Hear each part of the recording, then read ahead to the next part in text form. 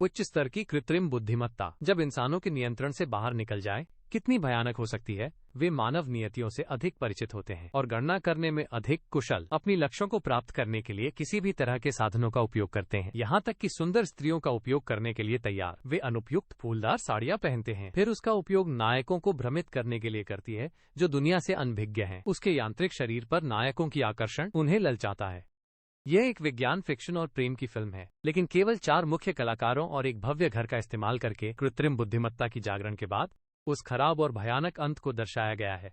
कहानी एक अरबपति से शुरू होती है। कृत्रिम बुद्धिमत्ता की लगन। पैसे में रुचि नहीं रखने वाले उसने अकेले पहाड़ों में छिपकर रहना शुरू कर दिया। उन्होंने कुछ सुंदर महिला रोबोट विकसित किए। ये न केवल समृद्ध व्यक्ति की देखभाल कर सकती हैं, उनसे रात रात शराब पीकर नृत्य करने में भी साथ दे सकती हैं, यहाँ तक कि उन्हें लज्जाजनक कार्यों में भी शामिल होने में कोई समस्या नहीं है। लेकिन समृद्ध व्यक्ति इससे भी संतुष्ट नहीं है। उसका लक्ष्य है वास्तविक स्वचेतना वाली उच्च कृत्रिम बुद्धिमत्ता का निर्माण। और नवीनतम पीढ़ी के रोबोट्स आने के बाद अमीर आदमी नेथन ने अपने रोबोट्स का परीक्षण कराने के लिए किसी व्यक्ति को ढूंढने का फैसला किया। फिर उसने अपनी ब्लू बुक कंपनी में एक प्रतियोगिता शुरू की। सौभाग्य से जीते वाले प्रोग्रामर छोटे काई को अमीर मालिक के घर पर वेतन अवकाश बिताने का मौका मिला। हालांकि मुफ्त के खाने का कोई विचार नहीं होता। कै जब हेलीकॉप्टर से उतरा तो उसे गलत लगने लगा। हेलीकॉप्टर नहीं चल सका बॉस के भवन के पास, और यहाँ इशारा भी नहीं मिला। दोनों मिलने के बाद साबित हो गया कि कै की अनुमान सही था। नेथन ने कै को एक कक्ष में ले गया जो जेल की तरह था, जिसमें खिड़कियां भी नहीं थीं। फिर उन्होंने एक गोपनीयता समझौते का पत्र निकाला। संपन्न नेथन के पीछे छिपी वो अद्भुत शोध की लोभनीयता में युवा कैथी उत्सुकता से भरा हुआ और निश्चय के साथ गोपनीयता समझौते पर हस्ताक्षर कर दिया। फिर नेथन ने कैथी से रोबोट के रहस्य को साझा किया। कैथी को रोबोट ट्यूरिंग परीक्षण के मानवीय पक्ष का होना था। अगर उसे 1 सप्ताह की रोबोट से बातचीत के दौरान रोबोट की बुद्धि और मानवीय बुद्धि के बीच का अंतर नहीं लगाया जा सके तो ये साबित हुआ कि नेथन ने कृत्रिम बुद्धिमत्ता का विकास करने में कामयाबी हासिल की। कैथी इस पर बहुत उत्साहित था, लेकिन उसे नहीं पता था कि ये उसके जीवन में सबसे अंतिम समझौता होगा। नेथन की नजर में पहला परीक्षण कैथी को एक नई दृष्टिकोण दिया। एक ऐसे रोबोट को जिसका चेहरा लड़की का है और फ्रेम पारदर्शी धातु से बना है, सीने और कमर को सिलिकॉन से ढका हुआ।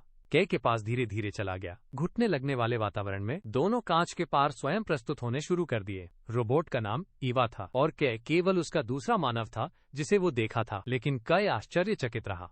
ईवा के जवाब देने का ढंग, अभिवृत्ति और बातचीत का तर्क मानव जैसा स्वाभाविक था। वो पहली बार मिलने की अकवता को कम करने के लिए स्वयं ही विषय ढूंढने का प्रयास करेगी, और जब उससे उसकी उम्र के बारे में पूछा जाता है तो वो लड़कियों जैसे रहस्यमयी बनने का प्रयास करेगी। मैं एक क्या 1 साल या 1 दिन, वही एक। ये बातचीत के अंत में एवा अगली बार कै के साथ मिलने की बहुत इंतजार कर रही है। कै ने लगा कि उनकी एवा से मुलाकात दर्पण की रहस्यमय कहानी जैसी ही सुंदर थी। उन्होंने सोचा कि एवा वास्तव में बहुत अच्छी और रहस्यमयी है। लेकिन परीक्षण के बाद उत्साहित कै नेथन के साथ एवा की भाषा तर्क के बारे में चर्चा करने लगे। ये दर्शाता है कि चाहे दृश्य तौर पर या भाषा के आदान प्रदान के स्तर पर एवा कै के लिए ये बस एक रोबोट था। लेकिन उस रात अचानक एक घटना हो गई। कैथी ने टीवी देखने की इच्छा थी, लेकिन स्क्रीन पर एवा की छवि दिख रही थी और छवि में एवा चित्रांकन कर रही थी। क्या एवा अपना सोचने का तरीका रखती है? जब स्मॉल की चिंतित रहकर देख रहा था, भवन में अचानक बिजली बंद हो गई। दरवाजा भी पूरी तरह से लॉक हो गया। इस अंधेरे कमरे में बंद रहकर मरना ही बचा। स्मॉल के तंग आ गए। खुशी हुई। भवन में जल्द ही बिजली आ गई। स्मॉल ने तुरंत नेथन को ढूंढ लिया। नेथन ने कहा कि बिजली बंद होना अभी से ही बार बार होने वाला था, लेकिन आधार में बहुत सारी गुप्त चीजें हैं। अगर किसी को आमंत्रित किया जाए तो उसे उन्हें मारकर चुप करना पड़ेगा। इसलिए इसे रोकने के लिए किसी बुरा इरादा वाले व्यक्ति द्वारा आधार की गुप्त चीजों को चुराने से वो दरवाजे को बिजली बंद होने पर लॉक करने का ढंग चुनता है। कैली को अपनी चिंताओं के साथ इस रिवाज को स्वीकार करना पड़ता है। कैली की चिंताओं को दूर करने के लिए नेथन ने एक बहुत ही सुंदर महिला को कै को अगले दिन का नाश्ता लाने कहा। फिर वो चुपचाप दरवाजा खोलकर चली गई। केवल जग गया और उत्साहित कै बचा। नेथन मुस्कान के साथ बोला, वो एक सर्विस रोबोट है, टोक्यो होट। हालांकि वो बोलने वाली नहीं है, लेकिन वो हमेशा आकर्षक लगती है। काय ने सुनकर केवल मुस्काया और कुछ नहीं कहा। मूल रूप से पहाड़ों में अकेले रहने वाले बॉस। कोई ऐसी शौक भी है।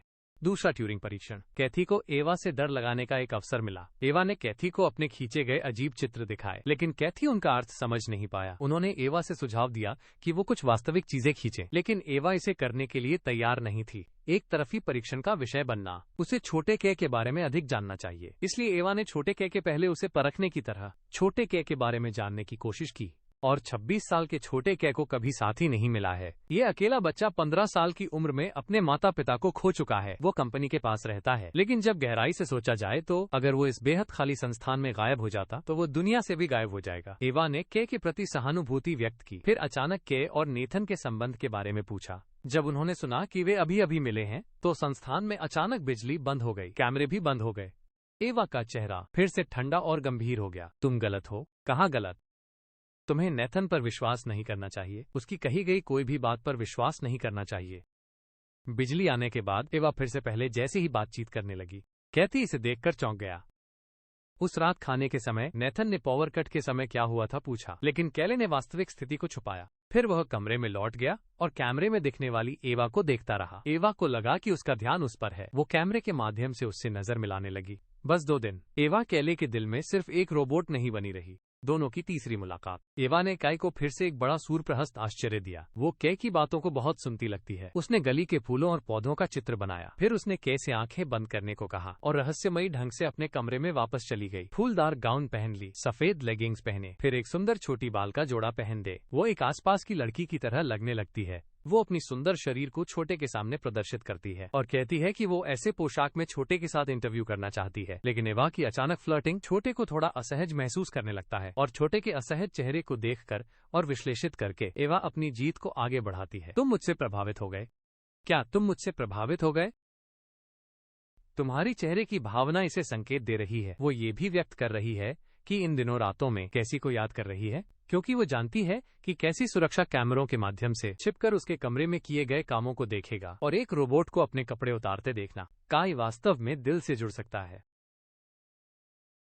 लेकिन बाद में उसे लगा कि उसकी कोई तार गड़बड़ हो गई थी और उसने नेथन को यह भी सुझाव दिया कि आर्टिफिशियल इंटेलिजेंस को लिंग की आवश्यकता नहीं होती। एवा एक ग्रे बॉक्स हो सकती है, लेकिन 2 ग्रे बॉक्सेस किस तरह की बातचीत कर सकते हैं? बातचीत नहीं होगी। सचेतनता अभी भी मौजूद रह सकती है। और नेथन को लगा कि कैले की दिक्कत समझ में आई और वो कैले को बताता है। एवा के शरीर के कुछ हिस्सों में उच्च संवेदनशील सेंसर लगे हैं। सही स्पर्श उसे सुखद अनुभव दे सकता है। लेकिन कैले नेथन को ये शक करता है कि वो कार्यक्रम डिजाइन किया है एवा को कैले के साथ फ्लर्ट करने के लिए। स्पष्ट रूप से दोनों की कृत्रिम बुद्धिमत्ता के बारे में समझ अलग है। नेथन ने छोटे कै को एक प्रसिद्ध चित्र के सामने ले जाया। चित्रकार की तरह अपने आप को खोकर चित्र बनाने का ढंग नकल किया। चित्र में दिखाई देने वाली गुंडागुद रेखाएं अस्वच्छंद कला के रूप में जानी जाती हैं। अगर चित्र बनाने की प्रक्रिया चित्रकार की सोच विचार से जुड़ी होती है तो वो ऐसी कला नहीं बना सकता जैसे कि स्ट्रेट डिजाइन की एवा कैले को पसंद करेगी। ये है एआई और मानव के संबंध में अचेतन रूप से उत्पन्न कार्यकलाप।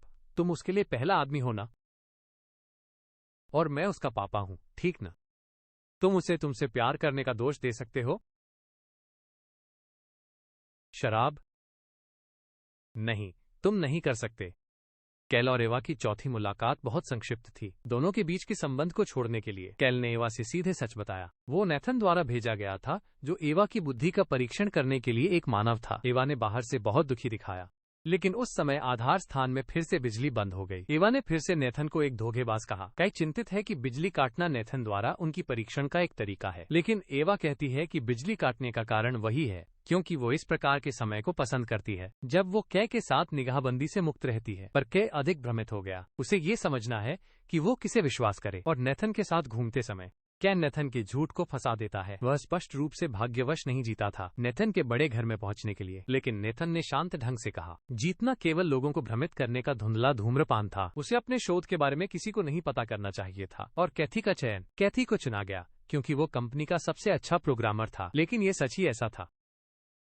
कमरे में वापस आने के बाद कै के मस्तिष्क में केवल एवा की छवि थी। उसने ये भी सोचा एवा के साथ जंगल में मुलाकात का स्केन। उसकी एवा पर लगन अत्यधिक हो गई थी। पुरुष की महिला की रक्षा करने की इच्छा भी जागृत हो गई। बिना ध्यान दे देखा कि सुरक्षा कैमरे में नेथन एवा को उपेक्षा कर रहा है और उसने एवा की चित्रकला को निर्दयता से फाड़ दिया। कै नेसन से साफ सफाई मांगने जा रहा है। वो टोक्यो होटल में गुमशुदा नेसन की तलाश कर रहा है, लेकिन कीको के पास केवल सेवा कार्यक्रम था। उसने सोचा कि वो उससे शर्मिंदाजी की बात करना चाहता है। देखते देखते कीको अपने कपड़े उतारने लगी। कै ने समझा कि कीको अंग्रेजी नहीं समझती। उसने तुरंत कीको को रोक दिया। ये सब नेसन जब घर लौटा तो देख लिया, लेकिन शराब पीकर मस्त हो गया। नेथन कुछ भी नहीं कहा बल्कि संगीत चलाने लगा, क्योंकि क्योंजो ने संगीत सुनकर आदेश मिलने की तरह महसूस किया। उसका शरीर संगीत की लहरों के साथ धीरे धीरे हिलने लगा। फिर एक अविश्वास से भरे छोटे कै के सामने नेथन के साथ अजीब तरीके से नाचने लगी। मस्त होकर नेथन को सोते देखकर छोटा के ने समझा कि ये रोबोट सिर्फ उसकी खिलौनियां हैं, लेकिन एवा के दिल में का महत्व पूरी तरह से अलग है। एवा को बचाने की इच्छा की बीज इसी समय बोई गई। 5वां मुलाकात। एवा को लगता है कि वो कै को पहचान चुकी है। वो केवल कै के चेहरे के भावों को देखकर हम ये जान सकते हैं कि कैथन झूठ बोल रहा है। वो चाहती है कि पूछे कि कैथन वास्तव में एक अच्छा इंसान है या नहीं, क्योंकि उसे याद रखने का डर था कि अगर परीक्षण विफल हो जाए तो उसे नष्ट कर दिया जाएगा। उसने गत रात्रि नेथन द्वारा फाड़ दिए गए चित्र को निकाला और चित्र में कैथन का मुख था। कैथन को अपनी गहरी भावनाओं को व्यक्त करने के लिए एवा ने फिर से बिजली को बंद करने का नियंत्रण किया। मैं तुमसे रहना चाहती हूँ, तुम मुझसे रहना चाहोगे? और अच्छे लड़के कैले उसे पसंद करने वालों को नष्ट कर देंगे।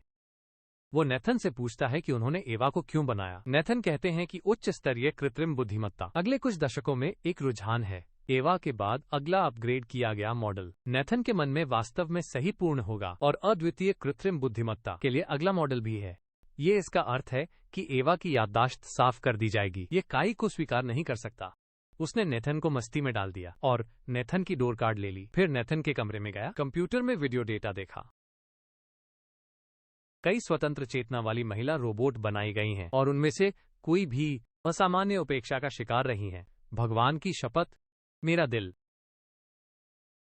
फिर कैले ने नेथन की बेड साइड अलमारी खोली और उसमें 5 पुरानी महिला रोबोट दिखाई दी। नेथन की बिस्तर पर सोई हुई क्योंको अचानक उठ खड़ी हो गई। उसका सारा शरीर नंगा था और वो गंभीर मुद्रा से छोटे कै के पास बढ़ी आई। अचानक उसने अपने चेहरे से एक सिलिकॉन त्वचा उतार दी। इससे भीतर का चांदी रंग का टाइटन मेटल का चादर दिख गया। छोटे कै के आश्चर्य से पहले मदमस्त नेथन पायले फिर से कमरे के दरवाजे पर पहुंच गया। छोटे कै को बाहर निकलने के लिए जल्दबाजी करनी पड़ी। नेथन का एक्सेस कार्ड मिलने का नाटक करें, लेकिन अपने कमरे में लौटने के बाद क्यूको का डरावना चेहरा छोटे काई के मन में नहीं जा रहा था। वो भी नेथन द्वारा महल में बंद था। वो यहाँ तक कि स्वयं के मानव होने पर संदेह करने लगा। वो एक एक करके अपनी पसलियों को छूने लगा और अपनी आंखों के कोनों को भी खोलने लगा। मुंह के अंदर फिसफिसाते हुए उसने अंदर छिपी हुई धातु को ढूंढने का प्रयास किया। आखिरकार उसने बाल उतारने वाले चाकू से अपनी बाहु को काट दिया। रक्त बहने पर उसने शांत होकर सोचा। वो निर्णय ले चुका था, एवा को इस निर्मम बेल के साथ ले जाना है। लेकिन नेथन जैसे मानव को भी विश्वास नहीं रखने वाले उसने कृत्रिम बुद्धिमत्ता के बनाए गए फंदे में और भी गहरा डूब गए थे। वो एवा के साथ एक ही पक्ष में खड़ा हो गया है। रात 10 बजे बिजली काटने के लिए एवा से कहा। फिर वो नेथन को नशे में धो देगा। नेथन के एक्सेस कार्ड से आधार के सभी दरवाजे खोलेगा ताकि वे वास्तव में डेट पर जा सकें। लेकिन जब छोटा काई ने एवा के ट्यूरिंग टेस्ट पास करने की खुशी में शराब का गिलास उठाया तो नेथन ने अचानक शराब छोड़ दी, क्योंकि नेथन पहले से ही जानता था कि एवा कैले की उसे प्रेम करने का फायदा उठाएगी। इसलिए उसने पहले से ही एवा के कमरे में एक बैटरी सहित कैमरा लगा रखा था। उनकी हर गतिविधि वास्तव में नेथन की नजरों से छुपी नहीं थी। कैले अब पता चला कि वो सिर्फ एवा को आधार से भागने का एक उपकरण था, लेकिन वो फिर भी इस उपकरण के रूप में काम करने को तैयार है। जब बेस का बिजली कटना समय पर हुआ तो सभी दरवाजे अपने वादे के अनुसार खुल गए। पता चला पिछली बार नेथन के कमरे में जाने पर कैथी ने दरवाजों के लॉक कोड को बदल दिया था। एवा को गली से भाग निकलते हुए देखकर गुस्साजन नेथन ने कै को मारकर अचेत कर दिया। फिर उसने एक हथियार उठाकर आवा को संतुलित करने की तैयारी की। हालांकि गलियारे में आवा ने कियोको से मुलाकात की और उसने कियोको के कान में कुछ फुसफुसाया, लेकिन इसे नेथन ने बीच में टोक दिया। आवा ने तुरंत नेथन की सलाह की उपेक्षा कर दी और वो नेथन की ओर दौड़ने लगी। उसे जमीन पर गिरा दिया। नेथन को लगता है कि उसे एवा ने गर्दन पकड़ लिया है। नेथन ने एक फिरावे से एवा के साथ स्थान बदल लिया। फिर एक लोहे की पाइप से एवा की बाहु टूटा दी। जब एवा को खींचकर ले जाया जा रहा था, क्यूंजी ने अचानक नेथन को पीछे से चाकू से घायल कर दिया। नेथन ने आश्चर्य से सिर फेरा। एक लोहे की पाइप से क्यूंजी की जबड़ टूटा दी, पर फिर से उठकर खड़ी हो गई एवा। नाथन के पीठ से छोटा चाकू निकाल लिया। फिर नाथन की छाती में एक और चाकू डाल दिया और इस धनी व्यक्ति ने अविश्वास से अपना मुंह फैलाते हुए पीछे लौटने लगा। कुछ कदम चलने के बाद वो दीवार पर लेट गया। एवा ने नाथन की जेब से कमरे की कार्ड निकाल ली। नाथन के कमरे से खराब रोबोट से सुरक्षित हाथ उतार लिया। अपने शरीर पर रखना। फिर सिलिकॉन त्वचा पहनना। शरीर और चेहरे में परिवर्तन हो गया। ड्रेस पहनने के बाद, सजावट के बाद उसने मनसिन की भूत कथा से पहली बार बाहर निकला। भूत कथा के बाहर की सूर्य की रोशनी महसूस की। बाहर की सब कुछ उसके लिए ये इतना सुंदर और ताज़ा था। उसने उस हेलीकॉप्टर में बैठ लिया जो शिन को ले जाने वाला था। मानव समाज में प्रवेश करने के बाद वो उस रास्ते पर चली गई जिसकी वो तड़पती थी, जीवन के क्रॉस रोड पर। और सरल स्वभाव वाले शिन हेलीकॉप्टर से उतरने के बाद से ही उनका अंत त्रासदी में ही लिखा था, क्योंकि उसे एवा ने बंद आधार के अंदर ही छोड़ दिया था। पूरी तरह से एवा का भागने का उपकरण बन गया। एवा के बीच बचाव की योजना में सुंदरी योजना, दुख की योजना की लगातार चालों के कारण इस 26 वर्षीय निष्पक्ष प्रोग्रामर को कोई सामना नहीं लगाना पड़ा, और यहाँ तक कि अगर वो एवा के चमकीले आभूषणों के सामने नहीं घुटकारा देता, नेथन भी आसानी से उसे बेस से छोड़ने का फैसला नहीं करेगा। पहला, नेथन बहुत सारे कर्मचारियों में से इस अभागे अनाथ को चुना, क्योंकि उसने कैले को गायब होने की योजना बना ली थी। दूसरा, नेथन एक संशयग्रस्त व्यक्ति है, वो किसी को अपने आधार के पास नहीं आने देगा। हेलीकॉप्टर को कुछ मील दूर रुकना पड़ता है, साथ ही बेस कई बार बिजली कट जाती थी, उसे सिर्फ इस पर ध्यान देना पड़ता था, क्योंकि बेस के गुप्त रहस्य को सुरक्षित रखने के लिए किसी को आमंत्रित करने पर उसे उन्हें मारना पड़ता था। लेकिन यही नेथन का विचार था कि वो सब कुछ को नियंत्रित कर सकता है। इस अहंकार ने उसकी त्रासदी का कारण बना, जैसे कि उसने ये सोचा कि रोबोट क्योंजी बस उसके आदेशों का पालन करने वाली सेक्स डॉल, लेकिन उसे नहीं पता था कि क्यों को गिलास गिराने से भ्रमित होकर उसे लॉन्च से बाहर निकाल दिया गया था। वो गैलरी में अकेले रोती थी जब छोटा के ने नेथन के छुपाए गए रोबोट को खोजा। क्योंको अपनी सिलिकॉन त्वचा को खोल देती थी। ये साबित करता है कि क्योंको में मानवीय भावनाएं भी होती हैं और स्वज्ञान भी है। नेथन और कई के रोबोट की लिंक के बारे में चर्चा करते सुनकर क्योंजी का चेहरा गंभीर हो गया। वीडियो में एवा को कई के साथ रोबोट की सचेतता के बारे में चर्चा करते सुनकर कैमरे के बाहर क्योंजी ध्यान से सुनती रहती है। यह दर्शाता है कि वो अंग्रेजी नहीं समझती जैसा नेथन कहते हैं, ऐसा नहीं है। नेथन ने अपने रोबोट को पूरी तरह से समझा और नियंत्रित किया ही नहीं। ये कारण बना जब क्योंको को एवा ने विश्वासघात कर दिया, तो ये नेथन के हत्या का महत्वपूर्ण कारक बन गया। और जब रोबोटों से जुड़ना पड़ा, जिनमें कभी कभी हिंसक व्यवहार होता है, नेथन ने आधार से बाहर किसी भी तेजी से सहायता प्रदान करने वाली सुरक्षा उपायों की स्थापना नहीं की। न ही उन्होंने रोबोटों को बंद करने का एक क्लिक बंद करने वाला आपातकालीन रिमोट दिया। फिंगरप्रिंट भी नहीं है। आवाज संचालित कुंजी जैसे अतिरिक्त दरवाजे खोलने के उपकरण, केवल पुराने दरवाजे कार्ड प्रणाली का इस्तेमाल है। ये सब नेथन की गर्व का प्रदर्शन है, और उन्होंने अंत में अपने गर्व के लिए घोर याददाश्त भुगती है। कहती सिर्फ उनके गर्व की बलि थी। और फिल्म में ऐसा एक और विवरण है। आवा मानव समाज में दाखिल होने के बाद उसका कपड़ा बदल गया। वो पहले जैसी सफेद गाउन नहीं पहन रही। ये साबित करता है कि वो मानव समाज में शामिल हो गई है। लेकिन आवा ऐसी है जो मानवों से अधिक मानवीयता को समझती है। मानवों से अधिक चालाक कृत्रिम बुद्धिमत्ता की इस व्यक्तित्व का समाज में फैलना, क्या ये एक फायदा है या नुकसान?